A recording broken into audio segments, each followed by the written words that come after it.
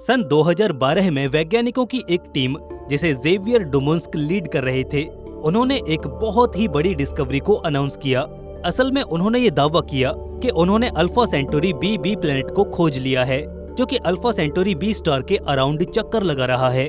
उनके मुताबिक ये प्लैनेट धरती के ही आकार का है, लेकिन अगर ये सही साबित होता है तो ये पहली बार होगा कि हमने धरती के आकार का कोई एक्सोप्लैनेट खोज लिया, और वो भी बिल्कुल हमारे पड़ोस में।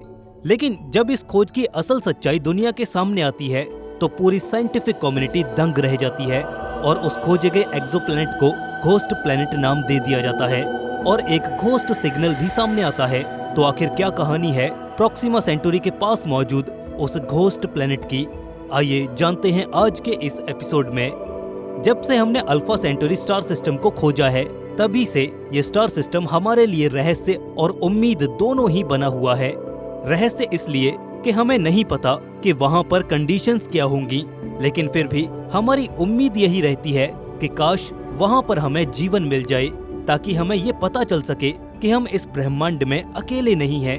हालांकि अभी तक हमें वहाँ पर ऐसा कुछ भी नहीं मिला था, लेकिन ज़ेवियर की इस खोज ने वैज्ञानिकों में एक नई उम्मीद जगा दी थी। बड़े बड़े एस्ट्रोनॉमी के धुरंधर इस खोज से खुश थे। एक एस्ट्रोनॉमी राइटर ने तो यहाँ तक कह दिया था कि अगर यूनिवर्स के स्केल को देखें तो ये 4.2 लाइट ईयर्स का डिस्टेंस तो कुछ भी नहीं है। ये तो इतना करीब है कि हम इसे ऑलमोस्ट टच भी कर सकते हैं। बाकी और ऑथर्स ने इस नए एक्सोप्लैनेट पर अनमैन्ड स्पेसक्राफ्ट भेजने तक की बात कह दी थी। ये सारा वाकया था सन 2012 के आसपास का।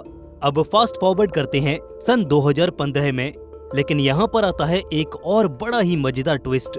अल्फा सेंटोरी बी प्लैनेट जो हमने खोजा था वो अब एग्जिस्ट ही नहीं कर रहा था। आखिर इन 3 सालों में वो प्लैनेट कहाँ गायब हो गया?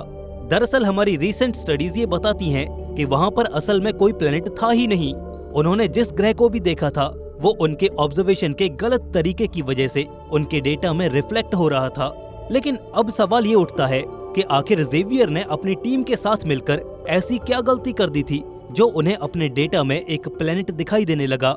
ये समझने के लिए आपको ये समझना होगा कि किसी भी तारे के अराउंड घूम रहे किसी प्लैनेट को आखिर कैसे खोजा जाता है, और एक प्लैनेट के सिग्नल्स को डिटेक्ट करना आखिर कितना कठिन हो सकता है। ज़ेवियर ने जो प्लैनेट खोजने का दावा किया था वो था अल्फा सेंटोरी बी के अराउंड। ये तारा हमसे 4.37 लाइट ईयर्स की दूरी पर मौजूद है। एस्ट्रोनॉमी के स्टैंडर्ड्स के हिसाब से ये काफी पास है, लेकिन फिर भी 40 ट्रिलियन किलोमीटर्स का डिस्टेंस बहुत होता है। इतना कि कोई अनमैन्ड स्पेसक्राफ्ट भी आज की टेक्नोलॉजी से अगर यहाँ तक पहुँचने की कोशिश करे तो उसे हजारों हजार साल लग जाएंगे। इतनी दूर मौजूद किसी तारे के अराउंड प्लैनेट की मौजूदगी का पता लगाने के लिए ज़ेवियर ने रेडियल वेलोसिटी मेथड का यूज किया था। इस मेथड के हिसाब से जब कोई प्लैनेट किसी तारे को ऑर्बिट करता है तो ग्रेविटेशनल टग की वजह से तारा एक निश्चित समय पर बॉबल करता है, और इसी पीरियडिक मोमेंट को नोट करके हम वहां मौजूद किसी एक्सोप्लैनेट का पता लगा सकते हैं।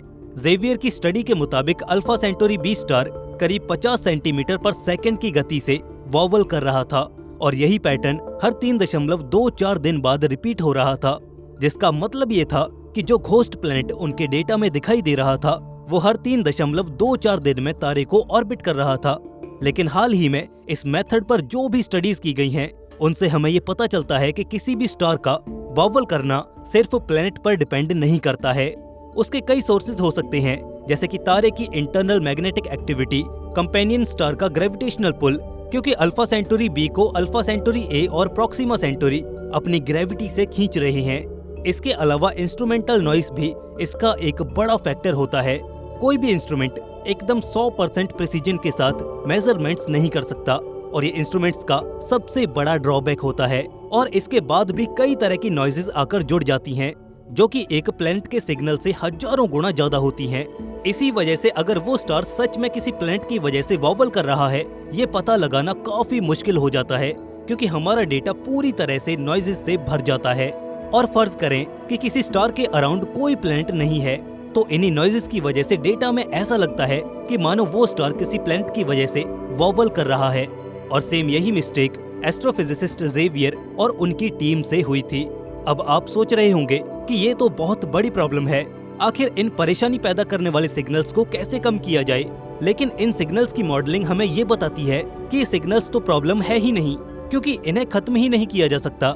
हम ज्यादा से ज्यादा अपने इंस्ट्रूमेंट को और बेहतर बना सकते हैं, लेकिन बाकी फैक्टर्स पर हमारा कोई कंट्रोल नहीं है। वैज्ञानिकों ने ये पाया कि अगर हम जेवियर की डेटा गैदरिंग टेक्निक से अलग कोई और टेक्निक भी यूज करते हैं तो भी ये फॉल्स सिग्नल्स वहाँ पर मौजूद होंगे, इन्हें खत्म ही नहीं किया जा सकता। और आखिरकार प्रॉब्लम निकल कर आई ऑब्जर्वेशन की टाइमिंग में। इसे आप एक बेहतरीन एनालॉजी से समझ सकते हैं। मान लीजिए कि दूर कहीं कोई गाना बज रहा है और आप उस गाने को सुनने का ट्राई करते हैं, लेकिन कहीं न कहीं आसपास का शोर और ट्रैफिक आपको उस गाने के नोट्स को आइडेंटिफाई नहीं करने दे रहा। अब अगर तो आप लकी हुए, फिर तो आप उस गाने के वो स्पेसिफिक नोट्स सुन लेंगे और तुरंत ही उस गाने को पहचान लेंगे। लेकिन अगर नॉइज ज्यादा हुआ और आप अनलकी हुए, तो आपको कुछ ऐसे नोट्स और ट्यून्स सुनने को मिलेंगे जो आपको कंफ्यूज कर देंगे। उनको सुनकर आपके दिमाग में कई सिमिलर सॉन्ग्स याद आने लग जाएंगे। सबके साथ ऐसा ही होता है। लेकिन फिर इसका सॉल्यूशन क्या है? तो इसका सॉल्यूशन है कि रुको और थोड़ा और नोट्स को सुनने का ट्राई करो, जब तक कि आप कॉन्फिडेंटली किसी ऑप्टिमम नतीजे पर नहीं पहुंच जाते। जेवियर और उनकी टीम को ये मेक श्योर करना चाहिए था कि वो ऑब्जर्वेशन तभी करते जब एक तो नॉइज कम होता, यानी कि क्लियर नाइट स्काई के दौरान, जबकि उन्होंने किया ये था कि जब भी उन्हें ऑब्जर्वेटरी खाली मिली उन्होंने उसी समय ऑब्जर्वेशन कर ली। और दूसरा, उन्हें ऑब्जर्वेशन का टाइम इंक्रीज करना चाहिए था ताकि किसी ऐसे पॉइंट को पिन पॉइंट किया जा सके जहां पर ट्रू सिग्नल एकदम अलग ही दिख रहा हो, जैसा कि इस ग्राफ में दिखाया गया है। इस चीज को डेमोन्स्ट्रेट करने के लिए एक सिमुलेशन भी की गई, जिसमें अल्फा सेंटोरी ए और बी को बिना प्लैनेट्स के बिल्कुल उसी हिसाब से ऑब्जर्व किया गया जैसे कि रियल में किया गया था। और इसमें भी वैज्ञानिकों को 50 सेंटीमीटर पर सेकंड का बावल और 3.24 अर्थ डेज टाइम पीरियड का सिग्नल मिला, जबकि वहां उन्होंने कोई प्लैनेट कंसीडर ही नहीं किया था। तो यहाँ से ये बात तो पता चल गई कि ये ghost planet nature of observation की वजह से पैदा हो रहा था, न कि किसी रियल प्लैनेट की वजह से। और इसलिए इस सिग्नल को घोस्ट सिग्नल का नाम दिया गया। और जिस प्लैनेट को ये सिग्नल रिजेंबल कर रहा था उसे घोस्ट प्लैनेट कहा गया। एस्ट्रोनॉमी में ये बात नई नहीं है कि कहीं पर प्लैनेट या बॉडी नहीं भी होती, लेकिन डेटा में हमें वहां पर कोई न कोई प्लैनेट या बॉडी होने का संकेत मिलता है। इसलिए एस्ट्रोनॉमी में ऑब्जर्वेशन टाइमिंग बहुत ज्यादा इम्पोर्टेंट हो जाती है। लेकिन इन कठिनाइयों के आने से हम अपने प्रयासों को तो नहीं छोड़ सकते। हम आज भी यही कोशिश कर रहे हैं कि अगर अल्फा सेंटोरी बी के अराउंड अगर कोई प्लैनेट है तो हम उसे खोज पाएं। और हमारे सोलर सिस्टम में मौजूद एक हाइपोथेटिकल प्लैनेट, प्लैनेट 9 के बारे में आपको क्या लगता है? क्या ये भी कहीं कोई घोस्ट प्लैनेट तो नहीं है?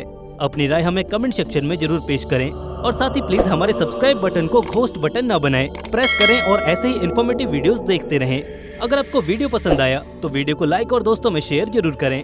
ऐसे ही और वीडियोस के लिए चैनल को सब्सक्राइब करके बेल नोटिफिकेशन इनेबल कर लें। दोस्तों मिलते हैं ऐसे ही एक नए इन्फॉर्मेटिव वीडियो के साथ। तब तक के लिए स्टे क्यूरियस, बी हैप्पी, नमस्कार।